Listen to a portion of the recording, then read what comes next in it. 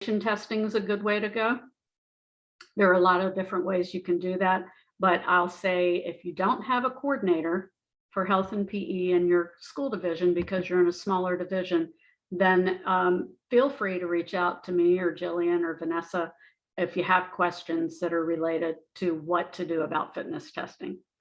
We know not every school division has a coordinator, and that's, usually we rely on a director that's over secondary ed or elementary ed to relay information, but it doesn't always happen. So just know that you guys can count on us. If you have questions, we'll answer you, and identify yourself as someone who attended CTA, just so that we can make that connection. And we hope to meet you all in person. So with all of that, I'm going to introduce our first speaker, who is from Virginia Beach City Public Schools.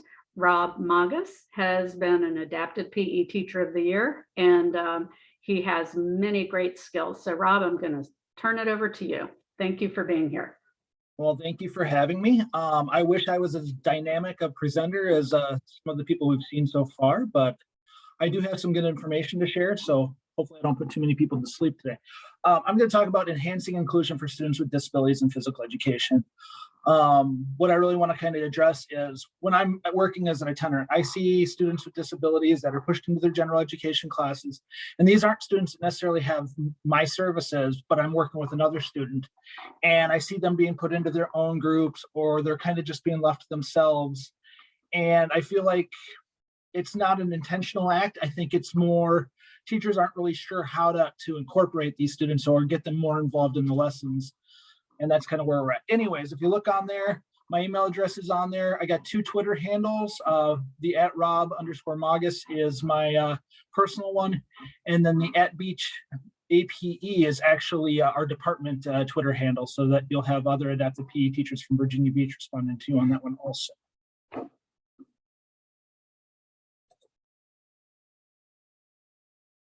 All right, slide, let's go ahead and change. There we go. Anyways, I started school out or college out at the University of Minnesota, then transferred to Old Dominion University when I got married, graduated with a physical and health education degree from ODU, and then went back and got my master's in adapted physical education. Actually had a lot of classes with Dr. Hagel and graduated in 2020. I'm also a certified personal trainer, and I put that on here because I'm a youth exercise specialist.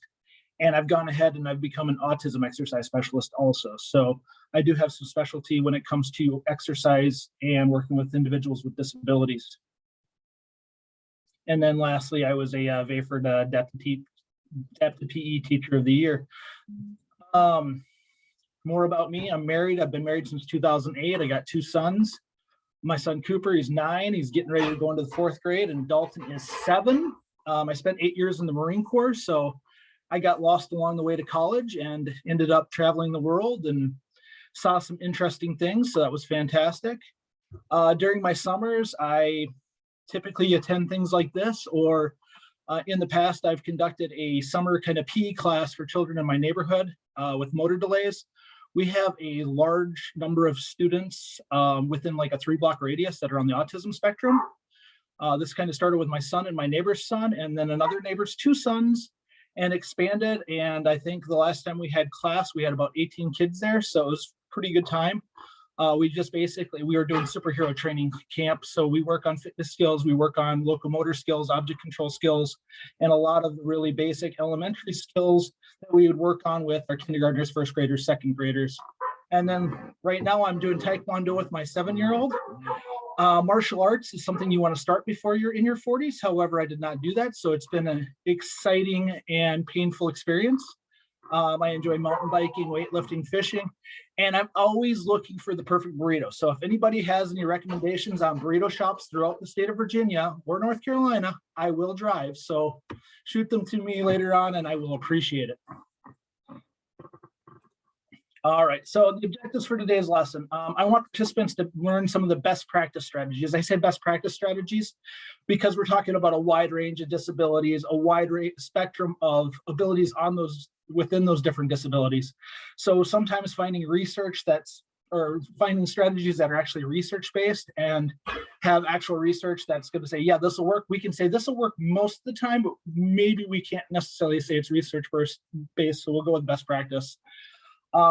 but talking about physical and cognitive disabilities in general physical education setting. Participants will learn how to make several common elementary and secondary level activities more inclusive and accessible to all learners. And then lastly, I'm hoping we get a chance to discuss some specific strategies that you guys can use to improve inclusion in your PE programs. So let's actually get started here. What is inclusion? We talked about this yesterday with Dr. Hagel, but this is what the National Center on Health has to say. So all children, regardless of ability or disability, have the right to be respected, appreciated, and valued as members of the school community and fully participate in all school activities. This includes their PE classes. So we're looking at this. This suggests that students should be taught in their general physical education class. However, like we learned yesterday, that's not necessarily, we still want to teach them in what's the best, least restrictive environment. But they should be allowed to participate in those activities. They shouldn't be set aside. They shouldn't be saying, no, you can't do this because I don't know how to make it safe for you, or because you're not physically able to participate in this. We need to find a way to make the activities inclusive of all.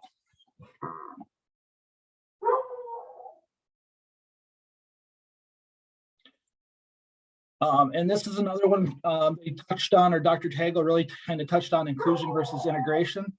And I kind of include this also because we're looking at exclusion is where we kind of let the kids just sit on the outside. They're not really participating in the class. They're just kind of there. They might be walking with an assistant.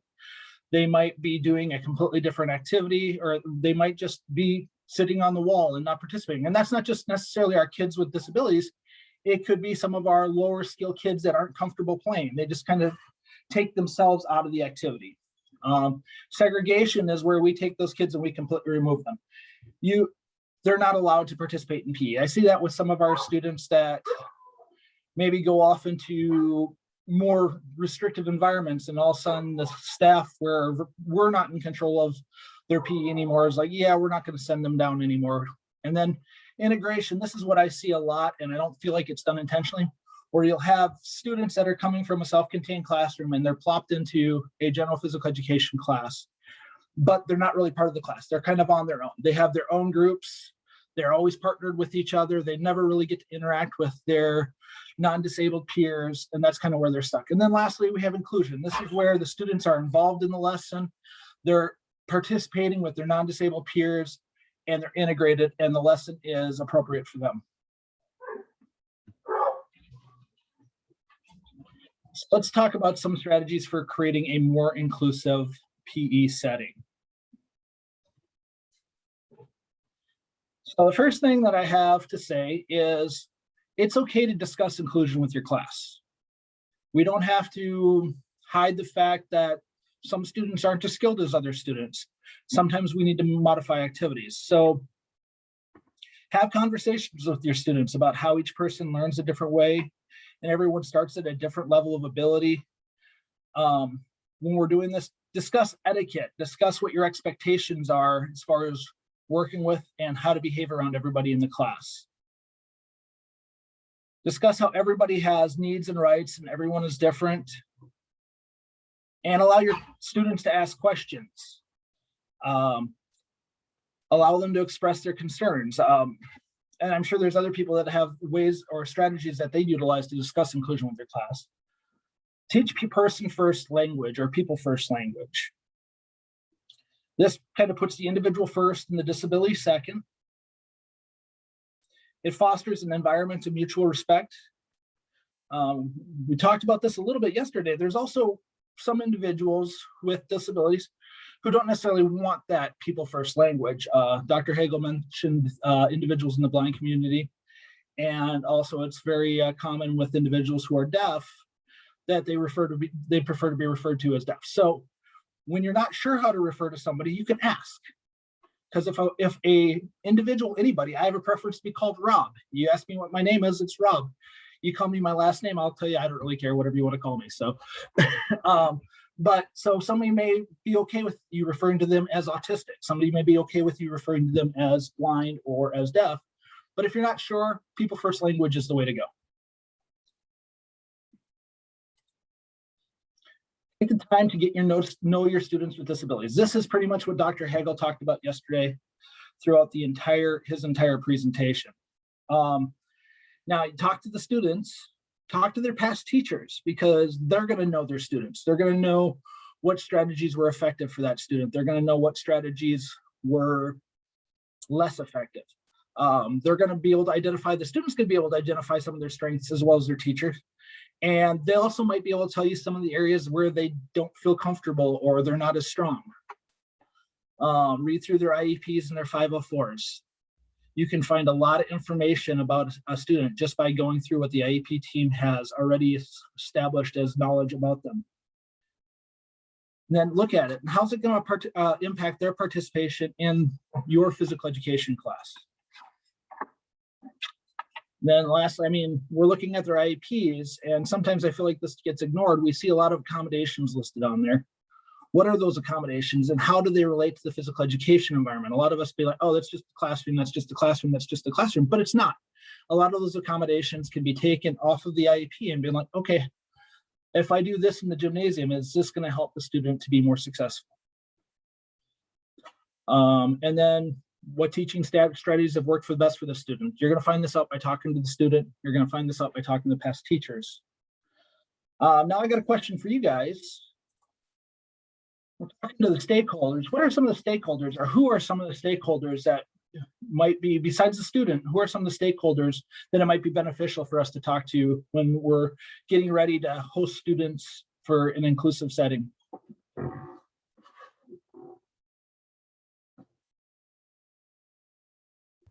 The other PE staff. Other PE staff, yep. Teacher assistants. Teacher assistants. I got parents and therapists online here. PHTA, I'm not, oh, okay. Is that a teacher assistant? Got it. School nurse, yep. Case Other manager. teachers? Case manager, definitely. Special education teacher, parents, yep. Paraprofessionals, nurse, parents, occupational therapists, physical therapists. I haven't seen those, there they are. I also look at, and I feel like these get overlooked a little bit, our speech language pathologists have helped me learn how to communicate with students in the PE setting, whether it's using a PEX card or using some type of visual communication board, or even if it's bringing, working with our adaptive technology guys to be able to bring their communication devices into PE to help them better communicate. Other adults invited to the IEP meetings, like advocates and things like that. Definitely tutors, advocates, ABA therapists. I also have behavior intervention specialists through the school system. Teachers of the visually impaired, if you're working with a student with visual impairments, teachers with of the hearing impaired for students that may have some type of hearing impairment. There's so many people on this team, and I feel like we as PE teachers and adapted PE teachers, sometimes we're kind of like, we don't communicate a lot with those other teachers and those other team members. We like we're kind of on an island trying to figure these students out all by ourselves. So it's important to talk to everybody that's involved with the student that has a stake into this student's education or these students. All right, engage your students with disabilities. This is me with a friend that has Kabuki syndrome, and she's a little uncomfortable trying to jump rope. She's got some balance challenges. So we are working on just jumping with a jump rope, and she was uncomfortable doing it by herself. She was a little bit embarrassed, and I don't want her to be embarrassed. So there's me jumping alongside of her. Now, when we engage with our students, we can start to disprove preconceived notions about the student's ability. When we're engaging with a student and we can help the student to demonstrate what they're really able to do, their peers take notice. Hey, they can play catch just fine, and they want to come play too. We can celebrate those small successes that the student has. So if they're getting frustrated because they're not able to do something right away, by reinforcing that they're making progress, we can get them excited and keep them engaged in the lesson. Sometimes we need to just acknowledge that they're making a good effort. And sometimes we can help students just recognize that it's okay to perform a skill a little bit differently. I get stuck on some students I have get stuck on when they receive instructions, they're very rigid. They have to perform the skill exactly the way the instructions were given to them. But due to some type of maybe physical limitation or motor planning limitation, they're not there yet, and they're not willing to adjust. And sometimes it takes some convincing to get them there.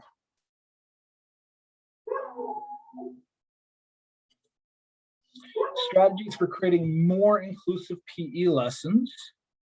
So let's kind of look at this, and I'm going to reach out to you guys also, because you guys might have some great suggestions to add in here.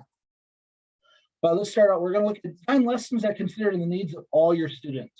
So all of our students, that's a lot of students. So we're looking at design lessons with regressions and progressions built into them. So not necessarily separate activities that are regressed or progressed, but we're giving the option of, hey, if this is the level that you're at, you can do it this way. If this is the level that you're at.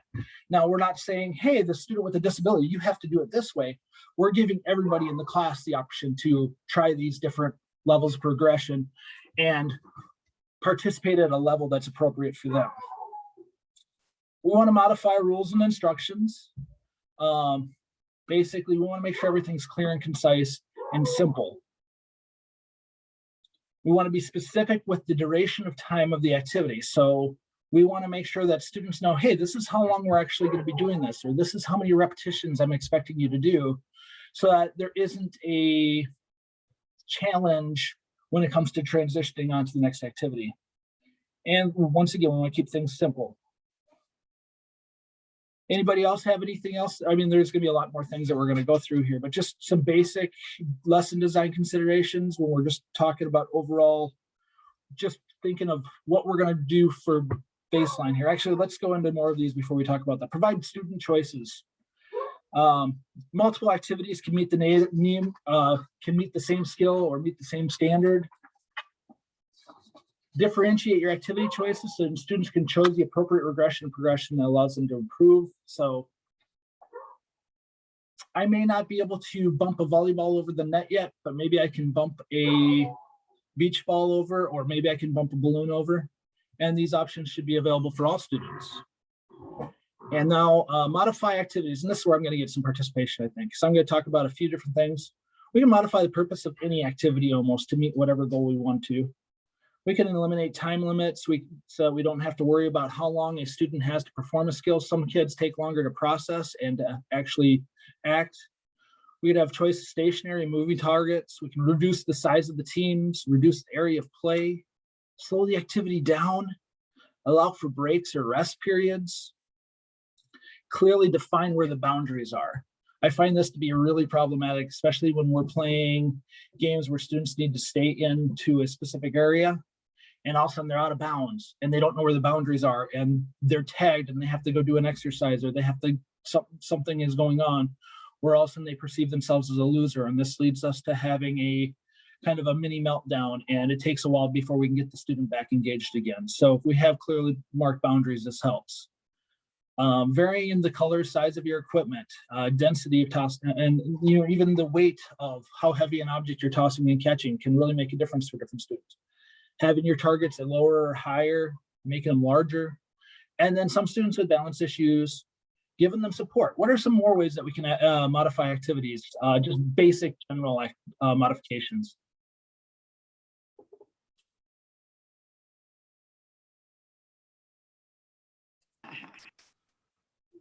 Distances Yep. from targets. I try to make all my signs very visual for visually impaired, so I don't have to worry about that when I'm teaching. It's Okay, so you're making sure with that the I black background. I tend to take a corner of my gym and always black it out for visually impaired when they're having difficulties, so all the kids can see what it's like to be, in a black background. Okay, yep, and then size of groups and teams, yep, we're gonna get into that a little bit more too, yep. That was a great idea, and I would just piggyback on that one and looking at the color of the ball you're using when you're throwing it against a wall, so you have that perception and the color changes for the kids as well too. Yep, that variation when we're working with kids with visual impairments, and just having visuals in general. Students with intellectual disability, students with autism, typically having those visuals to remind them what they're supposed to be doing or to break down the skill for them can really help. Maybe whole part whole instruction or chunk blend when you're teaching a new skill so that the student can learn a bit at a time, or see how it's performed, see how it's broken down, see how it's performed, those types of instruction strategies too. And then lastly on this slide, I talk about using skilled students as mentors. We talk about peer buddies, and I've seen peer buddies used really well. I've seen peer buddies used not so well. When I see them used not so well, it's usually the student that is a less skilled student who is trying to get out of doing a lot of work in PE for the day, and they will volunteer to quote unquote almost act as a babysitter for the student with a disability. And it really doesn't do the student with a disability, it doesn't benefit them at all because they're not really receiving any help. They don't really have anybody that's going to be vocal and advocate for them. They don't have a strong model to show them how to do skills or perform skills. They don't have somebody to encourage them to get more active and being more engaged. They have basically, usually it ends up being like a walking buddy or somebody who's going to just stick near them and hold their hands. Now, when you have a great peer mentor or somebody who's skilled and knows how to do the activity and wants to help this kid improve, and this can be, once again, our students with disabilities or even our students that are a little less comfortable in an activity, they can model those activities. They can act as an assistant teacher. They can act as that visual model to demonstrate activities. When we get into team sports later, they can be that advocate that's making sure that student with a disability is actually involved in the activity. They can be the one that's calling for the ball, making sure that they get a chance to participate, maybe giving them a little bit of guidance if a student isn't really sure what they need to do next. So the skilled mentors, rather than just throwing any student as a peer buddy, having a skilled student that's actually acting as a mentor can really be a positive way to incorporate inclusion. It also helps with those socialization. It helps build those bonds. It actually helps those friendships start to form. Come on, there we go. More strategies for creating inclusive PE lessons using visuals. We talked about this a little bit already. Here I have a student, she's got a visual impairment, but she's also hearing sensitive and on the autism spectrum. We are utilizing some visuals to see where she needs to set herself up, but we also have a ball set up. So we have that kinesthetic cueing. She knows when she's gone down far enough when her chest hits the ball, so she can perform appropriate depth on her push-ups. Providing verbal cues. Now, if I give instructions to the whole class and I'm talking to everybody, there's a good chance that I have a student that may have an intellectual disability or is on the autism spectrum or cerebral palsy or just has a processing delay where they're just not really able to process everything we're saying. There's a good chance that they got the first part of our instructions and everything else had So it's good to just go walk back up to that kid or those kids and be like, just repeat the instruction, just to remind them, just to redirect them, or just to help them if they haven't quite figured out what they need to do yet. Modifying, we're flying through here. Okay, we're doing all right. Modifying PE games and activities to be more inclusive. So we're kind of looking at more generalized. These are, like I said, super generalized because we're going to give you guys an opportunity to be more specific in a little bit here. But let's take a look here. So we're looking at modifying PE games to be and activities to be more inclusive. So we're going to talk about some general strategies. And we talked about a lot of general strategies already. So we're going to knock them out to death, and it's going to be a little repetitive, but short, simple instructions. We talked about making things, not necessarily reducing the complexity, I think is how we were talking about it the other day, but we want to make sure that we are making things short and simple. So we can still provide the instructions, we can still make the task what it needs to be, but we can still be short and simple. Repeat and simplify cues. We talked about that a little bit already. Visuals we've talked about. Modeling. Visually demonstrate pretty much everything you want students to do. You can talk it, you can give those verbal cues, but that doesn't necessarily mean our students, all of our students, are understanding exactly what the expectation is. Sometimes you have to break it down a little bit more. I mentioned whole part whole or chunk blend instructions. This is how we teach kids to read. It's also how we can teach kids to be motorically literate. When we're setting up activities, let's have more games with smaller groups. These large activities where only a few kids get to participate are not the best way to be inclusive. And then allow students to regress more difficult, regress movements. If a student isn't ready to skip yet, what's a skill that might be a buildup to skipping that they can work on, that they can do instead until they're ready to take that next step. Try to, Marching. what's that? Marching? Yep. Hopping. And then avoid elimination type rules, games where you're going to have a student get knocked out and they're not going to be able to participate. And that's just a good general rule for PE in general. I think most of us agree. But when we have a student that may have an emotional disability, or we may have a student with the autism spectrum, and all of a sudden they have to go and be out, that can cause a significant disruption in your class. Smaller play areas with some clear marked boundaries. If I have a student that is a little slower and isn't able to move as fast as their peers, and you have this large play area, it's going to be very difficult for them to catch up. It's going to be very difficult for them to participate in the game if it's moving away from them. Visible timers. And I've seen this in a few of my gyms this year, especially as we've gotten more and more comfortable with using projectors in the gymnasiums and stuff like that. We'll have timers up on the wall that says exactly how long play is going to last. It's a great indicator, lets kids know, hey, we're getting ready to transition. The game's about to be over. And then we don't have a instance where a student's not ready to transition. I got a story of when I was substitute teaching, when I first started substitute teaching, and I didn't know a whole lot about students with disabilities, and I did not know a whole lot about autism. And I was teaching a self-contained PE class at Lansdowne High School, and I was doing a golf lesson, and it was going great. The kids were loving it. Everybody was on board. And one student in particular was really enjoying it. And then it was, okay, I just time ran out and I abruptly ended the lesson. Well, that student, he was not ready to be done. He had a golf club in his hands, and I'm 6 foot, probably about 6'1". He was about 3 inches taller than me. And he was expressing his displeasure with not being able to end that lesson, or not being able to continue. He, in his mind, had it made up that he had to complete. He'd already completed the 9-hole golf course because we'd set it up, and he was on his second round. But he, in his mind, had decided, I need to complete this whole course again, because he was about 4 holes in. And when we tried to get him to start coming in, that golf club started getting swung. First, he was swinging at an assistant. First, he was swinging, and then he ended up swinging at himself. And that's because me being young and not having appropriate training and not understanding what can happen when you don't give appropriate transition warning to a student can happen. So that was a big takeaway for me when I was substitute teaching. And like I said, I didn't know anything about students with disabilities and probably shouldn't have been working that class at that point in time.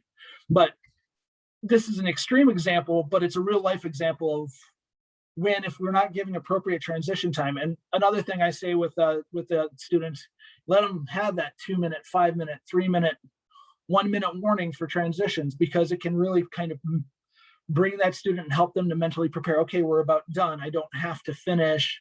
I can be done when the time's up. So just something to think about there. And then lastly, remove the emphasis on winning. Let's focus on improvement. Let's focus on improving and progressing our skills and having fun, rather than putting the emphasis on this team won over this team or whatever that may be. Now I have activities on here, tagging games. Once you get smaller groups, we talked about that already. That's just basic. If you're gonna have 30 kids in a class and you got 1 or 2 taggers, that's probably not the best strategy. But if you are utilizing, say you're playing a noodle tag game and everybody has noodles, if you have students, or the majority of students have noodles or whatever, let's differentiate the length of noodle based on the student's ability level. Some of our students with physical delays may not be able to move as quickly as other students, so having that extra reach might be beneficial to them. Throwing and rolling, and I saw this the other day, and it was more of it wasn't a throwing and rolling game so much. It was more of we're doing clean the trash, but they're working on their serving the ball over a net. So they're cleaning the trash, but the goal was actually more so serving the ball over the net. And I'm in the class, I'm working with a student, but I noticed that there are 4 other students in the class that are a little bit behind their peers, and not a single one of them could get the balls. They're using Gator balls, could get them over the net. So think about what we're doing to differentiate that. Can they go underneath the net? Can we have a lower net for them to go over? Can we be using a beach ball instead of a foam ball or a volleyball? Can we be using something different?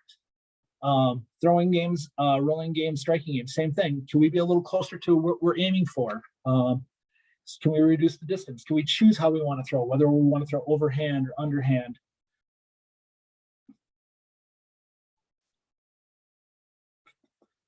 All right, dance and creative movement type activities.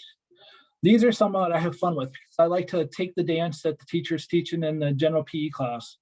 And a lot of times I have to do a lot of modification based on student processing speed, based on student ability level. But sometimes we need to reduce the number of movements. So sometimes you have 8 movements in a dance. Sometimes I have to bring that down to 4. Sometimes it's only 2 movements. Sometimes we're going with a 4-wall dance. Well, the student isn't really comfortable turning or isn't able to turn themselves. Can we make it a single wall dance? Those are some things to think about.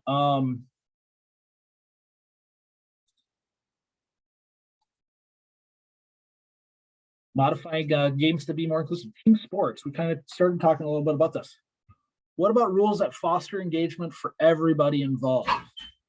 So nothing in our SOLs say we have to teach soccer. Nothing says that we have to teach field hockey. Nothing says, but we can teach modified versions that give the students the skills to play these games. But can we have rules that foster engagement of all the students? Can we make sure that everybody gets a chance to touch the ball before we actually can score? Can we make sure that, those types of rules, can we just ensure that everybody gets that chance? So I'm looking at like handball, where if you have 5 players on a team, you have to make 5 passes and every person has to touch the ball before you take a shot. Soccer, you got to make 5 passes before we can shoot. Everybody has to touch the ball. Those types of rules. Making the activity more about learning and improvement, less about competition. Reviewing those prerequisite skills. If I'm getting ready to play soccer, but I'm not sure if my kid knows how to dribble a ball, I'm not sure if the student knows how to kick appropriately, I'm not sure if they know how to make that, corner kick or make that inbounds throw. Let's review those types of skills. Model them, show them. And then have different levels of competition. If you have students that are super athletic and you want to let them go all out, have that activity, that game where you may have, your best athletes all on the floor, but then also give the opportunity for less intense or less competitive games so that students who maybe aren't as skilled or not as comfortable playing around the skilled kids can get an opportunity to engage. If you're utilizing modified equipment for a student with a disability, why not make that equipment available for everybody? There's nothing that says that a student without a disability wouldn't benefit or wouldn't have fun utilizing some of the fun toys we use with our kids in adaptive PE. So if we want to make it truly inclusive, everybody should have that opportunity to utilize those devices, those modified activities. Larger or lower goals. I saw this again. We were talking about lowering the net and the bumping activity. I also saw this in a field day activity the other day. I was working with a group of 2nd graders, and the student I was working with had Duchenne's muscular dystrophy, and he was embarrassed because he didn't think he could get it up to the 10-foot hoop. And as I'm watching the students participate, and I modified the activity for him, and he didn't want to do the modification, he just didn't want to do it at all. But then I kind of looked at it and I said, of the kids that were shooting in his particular group, there were probably 25 kids, only 2 of the students were actually making the ball to the hoop. So we should have found a way to modify this activity to lower these hoops, maybe put a hula hoop up on the hoop or get a lower hoop in order to allow all these kids to be more successful. I was able to kind of create a modified hoop for him, but at the same time, I think the vast majority of the students in that 2nd grade class would have benefited from a lower hoop rather than trying to shoot on the 10-foot hoop. Then we talked about the use of peer partners. Peer partners during team and individual sports can be invaluable. They're the ones that are going to help you keep your student engaged. They're going to advocate for that student. They're going to make sure that the other students are passing the ball to them, making sure they're getting the chance to shoot the ball. If they're not able to advocate for themselves or don't know how to advocate for themselves.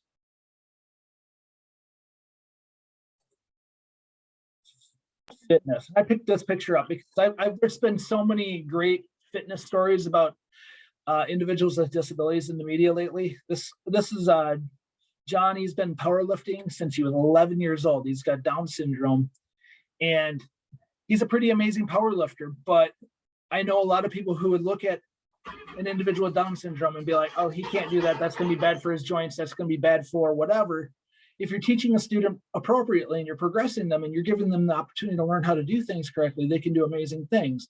I've also seen students, or I've seen not students, but just recently an individual with Down syndrome who, typically we associate Down syndrome with having a lot of kind of poor muscle tone. Well, he competed in a bodybuilding competition. Or another individual who just completed an Ironman triathlon. These are amazing things that kids can accomplish when they're given the opportunity, and it's not just assumed, oh, they can't do that. So let's make it inclusive, especially in these fitness activities that are individual, to teach them. And I got some chat stuff going on in here. Let's see here. All right. On accuracy, making the best shot one at a time. Very nice. But when Hey, Rob, Yes, sorry to interrupt. Could we ask our participants to share some of the techniques they've used where they were using equipment for their special needs kid that the others use? For example, at CTA, someone had mentioned using a rope for pacer, but we've used it for other things too, where you can put a guide between two chairs and give that student a little bit of autonomy, but other kids in the class also enjoy trying those. So could we give them a little bit of time to react to that or respond to that? Anybody have any suggestions or things they've done? Anybody want to share anything? I mean, I think teamwork is a big issue for me. Kids have constantly encouraged to pass to others or allow. Yep. Sensory pathways, yes. In regards to equipment, I would say the finger light ball is amazing compared to like a beach ball. It just gives that more reaction time. It's a little bit softer. It's a little bit better to fly in the air. For team sports, I like the tactical approach where you have like a 6v2 or a 5v3, giving those opportunities, those extra opportunities for the offense to be successful.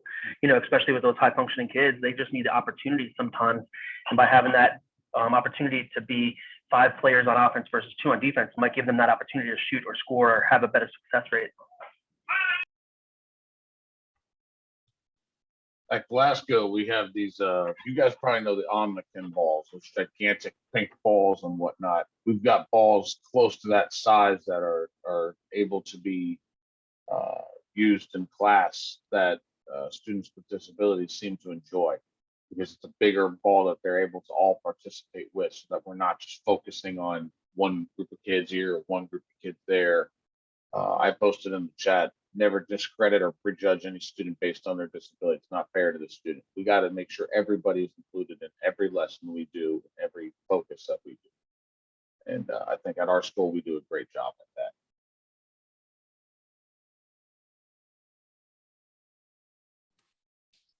We use magic jump ropes for the kids in wheelchairs or those kids that can't jump.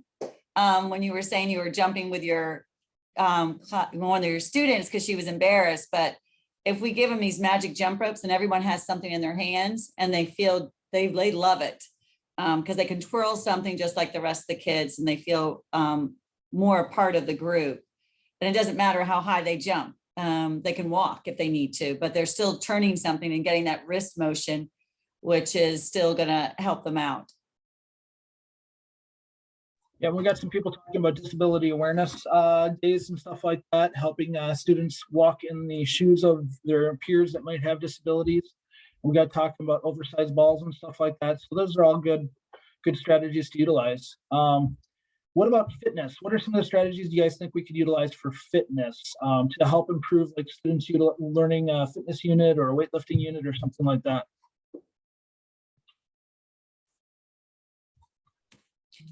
I actually do. I work at Kilmer Center and I have a fitness unit that I do with my kids. Simple things such as there's these tubes that come in golf bags that hold the poles, I guess. I'm not a big golfer, but they will use those as bars to lift. They're very lightweight. And then I've used the rope where might be a tug of war rope or a battle rope that you'll see at a gym. My kids drag that across the gym as a strength conditioning because it's a weight. It's much like pushing a sled. They'll drag that. They do step ups. They also have weights that they can push on the floor with their hands, and they enjoy doing that. And we have these, they're fake plastic barbells, but the whole idea is to simulate the motion. So they'll do curls with their arms or press ups over their head. We carry weighted bars. We have, actually, they really love those weighted balls, and they just throw them or they push them on the floor. And it's amazing how much they can do because they've seen that equipment. They just didn't know how to use it. But my teachers laugh at me because they said, you're just making them stronger and faster and we're not going to be able to catch them. And I said, well, that's okay, because the whole idea is to teach them fitness for their life. But it is true. They do get faster and they do get stronger. No, and I'm an advocate for, regressing skills. A lot of our students, I see this especially in elementary, a lot of students aren't physically strong enough to do an appropriate push-up. It's okay to teach them a regress skill and then build them up. It's okay to progress students that are stronger, a little bit more able, and let them do something a little bit more complex. And then also give students a choice on how long or how many reps they're going to have to do. Give them some choice on that, rather than saying, hey, we're doing Tabatas today. If we're going to do each exercise for 60 seconds, that can be a long time. Some students may be, hey, are you at a 30-second level? Are you at a 60-second level? Or are you at a 90-second level? Let students choose their duration and their intensity. Visually modeling activities is super, super important in fitness. So those are cool. Now, we spent some time talking about functional fitness challenges yesterday also. Our team spent a lot of time modifying those activities this year. So I have some not necessarily recommendations, but some options for modifications for you guys in the next few slides. And then also I'm going to show you guys a resource that's going to be available for you that you guys can download out of the Google folder that might be beneficial when you're running functional fitness challenges in the future. So there's a lot of information on these slides. I'm not going to read through the whole thing, but just kind of take a quick glance here. They're all on the slides here, but these are some 3-minute step challenge possible adaptations that we have. One that I utilized with several students this year was just using a hand bike. Students that were in chairs were unable to march or step, but swinging their arms didn't really get their heart rate up at all. So we were able to put them on a hand bike, and sometimes we adjusted the time. Sometimes some students were able to do a full 3 minutes. Some students 90 seconds was all they could really tolerate. So that was a good one for some of my kiddos this year.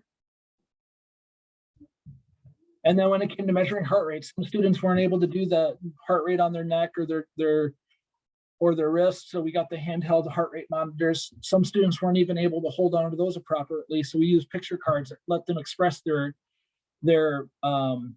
exertion levels or where they felt like they were at before, after, and then post recovery. Plank challenge.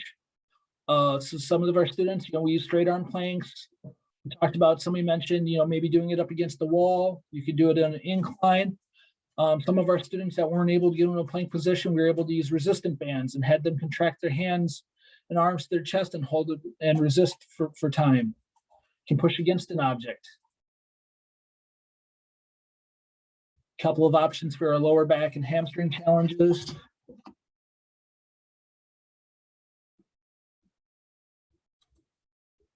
Your shoulder stretch. Sometimes you got to do a little hand over hand assistance. Sometimes the student doesn't have that type of motor planning where they can get that arm behind their back. Now, I'm not saying force the student's arm behind their back, but sometimes they need a little bit of assistance to get where they need to get.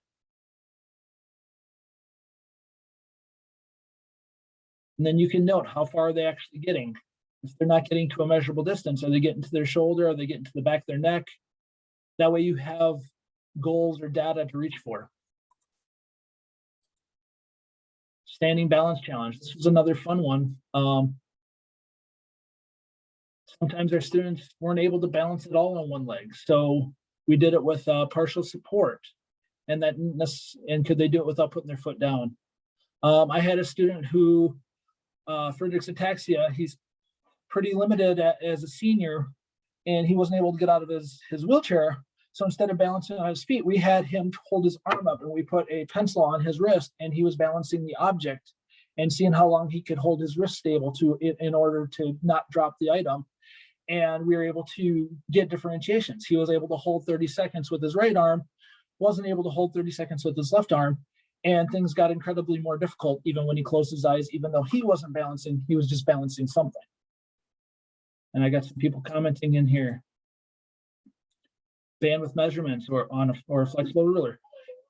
Yeah, and as Sheila said, we can make any adaptations we want as long as they're appropriate for the student, and just record what those adaptations are so we can continually use them so we can measure progress for those students. And then when you're adding those scores into WellNet or whatever you're recording, mark them as an A, so that way we know that they've been modified, and record how you've modified them. I'm going to give you guys a quick look at this resource that Gina Harris, another one of the adaptive PE teachers in Virginia Beach, created.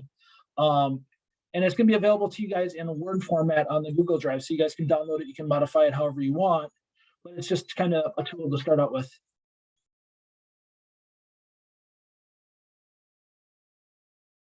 Are we able to see it?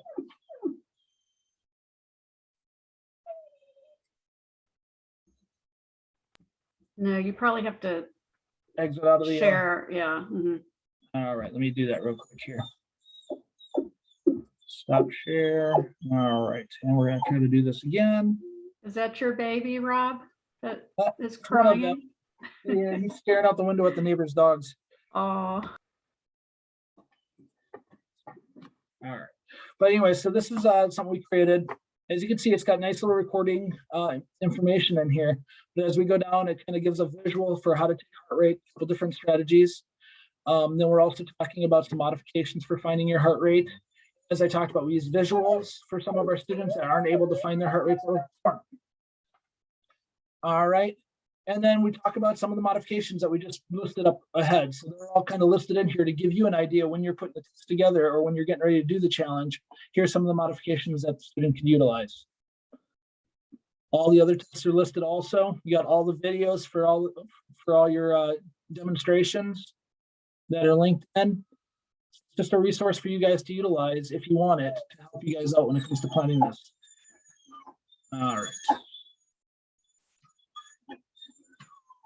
My apologies. I'm not sure how to get him to quiet down. So now I want to get you guys involved for a little while. So what I want to do is I want to have some small group discussions. So what I'm going to do is I'm going to take the groups. I'm going to break everybody into small breakout rooms, and we're going to talk about a couple different things. I'm going to give you guys a link right now.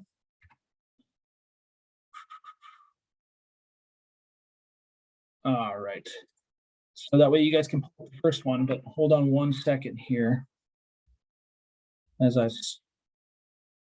struggle through to find the link.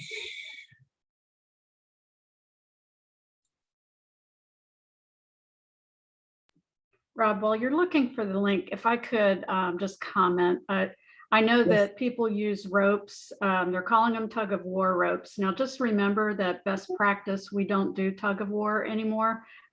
So I know that you were talking about weighted ropes, but I just wanted to be sure that no one's under the impression that tug of war is an okay thing to do. That kind of went by the wayside with dodgeball and kickball and some other activities that do not promote safety. That's a very dangerous one. I've actually worked in a school division where a kid's finger was pulled off. So certainly that's something that I would stay away from. All right, so first of all, I want you guys to think for just a second. We have a class of 24 fourth grade students, okay? Let me pick a unit. What unit do you think we could currently be working on? First person to come to the chat gets to pick.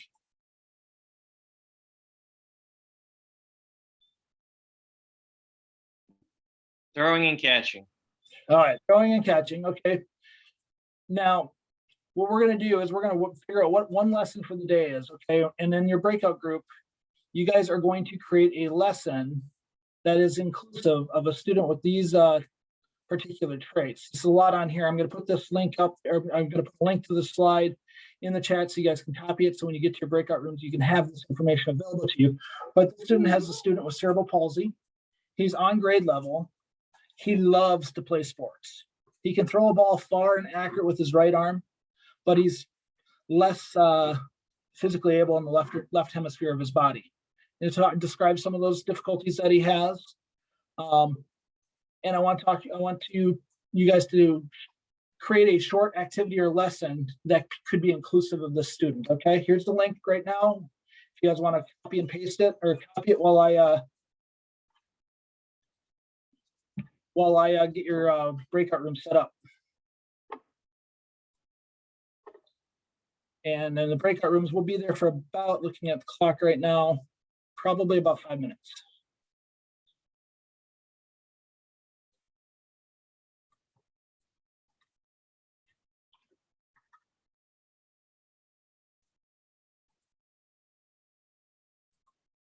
All right.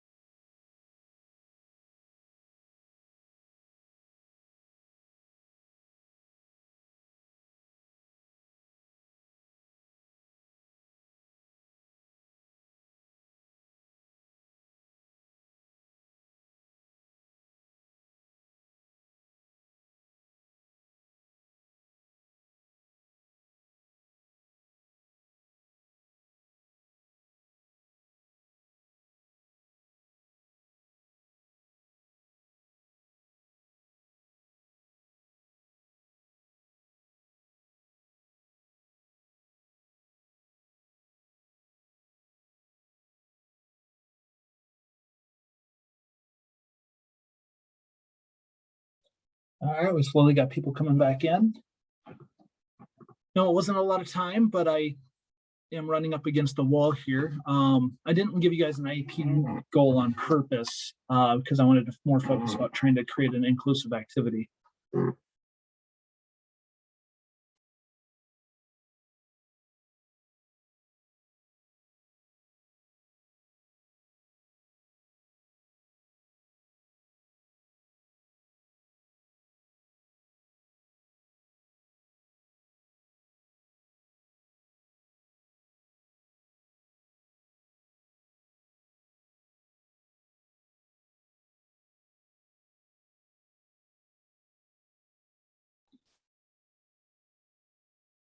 All right, yeah, most everybody back, it looks like.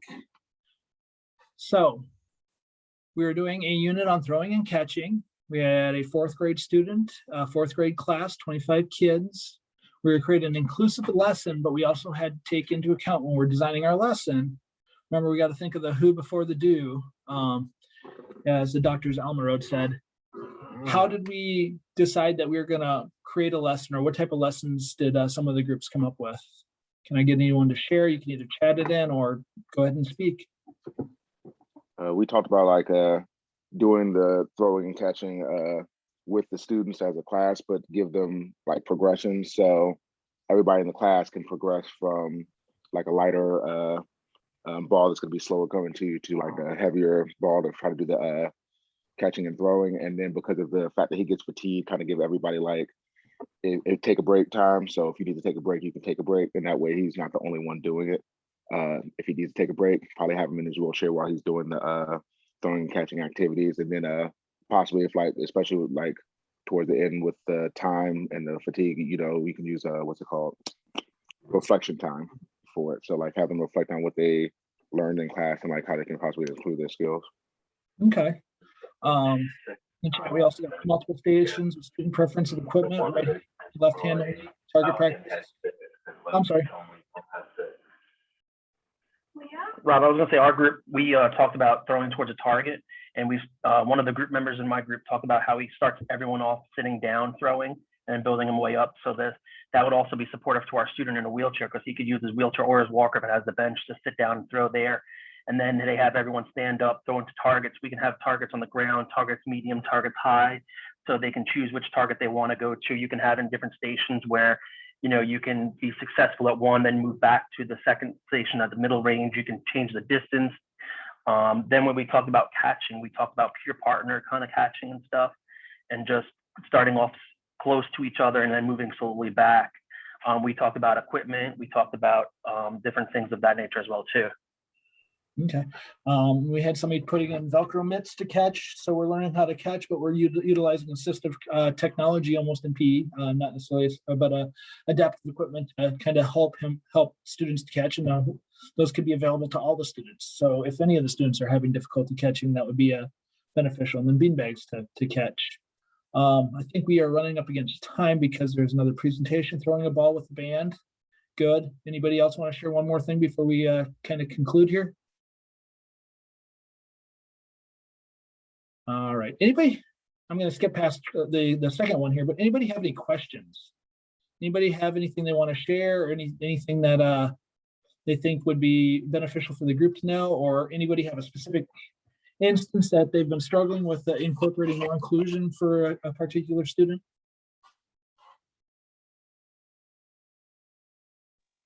I think the hard I thing thought I sometimes- would. Go ahead. Okay, just real quick, I was thinking that sometimes, you know, when you're unpacking lessons or you want to work with a class, you know, like what is your first 3 go-to questions that you ask yourself consistently across the board when you're actually planning your lesson and planning your thing? Do you have like a standard? You go, do I have A? Do I have B? Do I have C? What it, you know, like, do I have my modification? Do I have, because it's like, for me, I know every year I change it up. What are my 3 main go-tos, and then build my lessons. So literally what I taught 3 years ago, I'm teaching it totally different, you know, 2 to 3 years in. So I just thought I would ask that question. For me, I look at the who I'm teaching. For me, when I'm setting things up, a lot of times, because I don't do a lot of lessons, I'm usually co-teaching. I'm usually walking into another teacher's lesson. and co-teaching with that. So I look at, okay, who am I teaching? What are they teaching? And then what do I need to do in order to help my student to be successful in this particular activity? So it's really, and then when I look at that also, I see what the unit is, what the teacher's teaching right now. I go and I talk to them about, okay, here's who we're teaching, here's what we're teaching, this is what we're going to do. So those are kind of the things. You take a look at the individual and what their abilities are, you look at what you're teaching, then come back to who that student is and what they're able to do, and then you figure out what you're going to do to actually to make that work for them. So I'm looking at various regressions, progressions, and modifications that I may need to make in order for the student to be able to successfully participate and to successfully improve at a particular skill. Hey, Rob, if I may, over at Glasgow, so as you guys know, for those Fairfax County teachers, we're moving into Schoology, lovely. But last year I had a Google Classroom, and in my Google Classroom, I created a calendar for every student on every lesson we're going to do each day, what they're expected. And I shared it with our itinerant adaptive PE teacher so that he would know what exactly what lesson he was going to be coming into. So he would know ahead of time what type of things he could help with the class with. For me, I figured that putting a calendar up there would actually be helpful for the students. That would be. 'cause Go ahead. I'm sorry. I didn't mean to cut you off. I just feel like it's a little bit easier for the kids to see what's coming up. It tells them when their assessments are going to come up, when their assessments were due, what actual lessons we were using, what focuses they were doing in class. And that was something the kids actually relayed to me in the beginning of the year, because I gave them a survey in the beginning. I said, what would be helpful for you? And they said, calendars really help us out. We can't come into a class and be like, oh, no, you're doing this today. And they have no idea. That just hits them like a ton of bricks. This way they know ahead of time. That's fantastic. I wish I had that. I do have this year, because we've been running a lot of concurrent and a lot of virtual, I've had access to more Schoology accounts, and a lot of my teachers will have their weekly or their monthly plans up so that I could access those.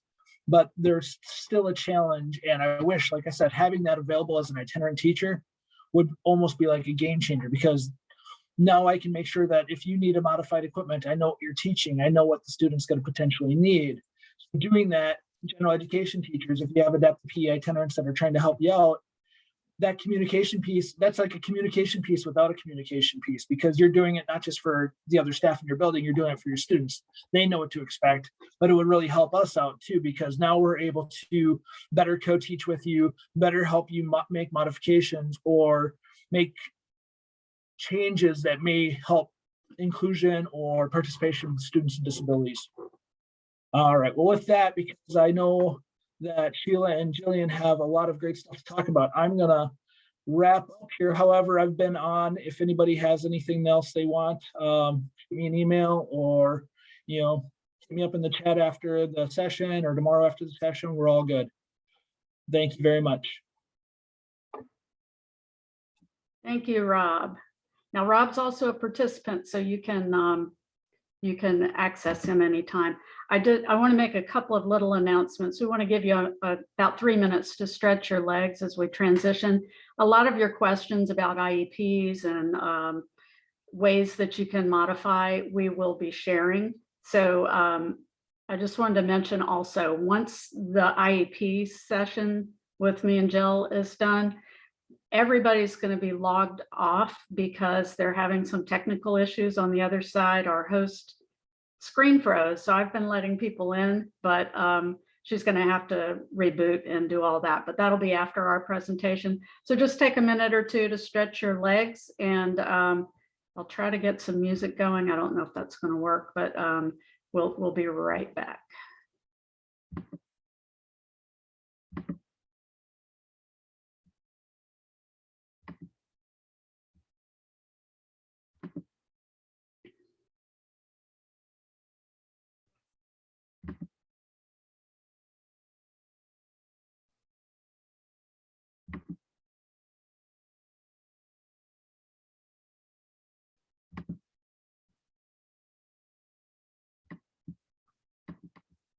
that row. Okay, let me see here. All right, I'm gonna forget about the music. It's not that important. Let me see. Okay. Trying to let people in and do this too. I think I